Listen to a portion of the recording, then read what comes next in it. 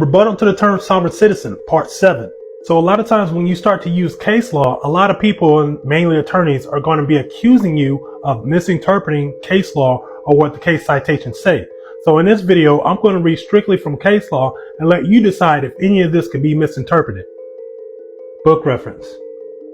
Sovereignty case law. In this country, the sovereignty of the individual states is subordinate both to the citizenry of each state and to the supreme law of the federal sovereign, and that's from Seminole Tribe of Florida versus Florida. In a republic where the people are sovereign, the ability of the citizenry to make informed choices among candidates for office is essential, for the identities of those who are elected will inevitably shape the course that we follow as a nation. That's Buckley versus Vallejo, Supreme Court case 1976. In our country, the people are sovereign, and the government cannot sever its relationship to the people by taking away their citizenship.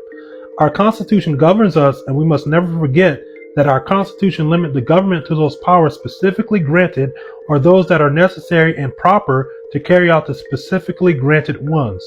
Afroyim versus Rusk. The people who created this government endowed it with broad powers. They created a sovereign state with power to function as sovereignty. But the citizens themselves are sovereign, and their citizenship is not subject to the general powers of their government. Perez versus Brownell. Allegiance imports an obligation on a citizen or subject, the correlative right to which resides in the sovereign power. Allegiance in this country is not due to Congress, but to the people, with whom the sovereign power is found. It is, therefore, by the people only that any alteration can be made of the existing institutions with respect to allegiance. Afroyim versus Rusk.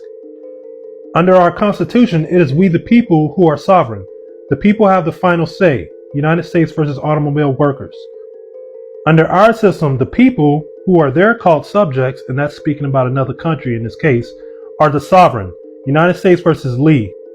When the revolution took place, the people of each state became themselves sovereign, and in that character hold the absolute right to all the navigable waters and the soils under them, for their own common use, subject only to the rights since surrendered by the Constitution to the general government. Shively versus Mobley. In enjoining enforcement of the federal regulation in number 73-1265, Judge Gazelle did not vindicate any rights of the Washington Post, but rather the right of the people, the true sovereign under our constitutional scheme, to govern in an informed manner. Pell versus Procunier. Stay tuned for part 8, because in part 8 we're just going to continue to read more sovereignty case law. Peace.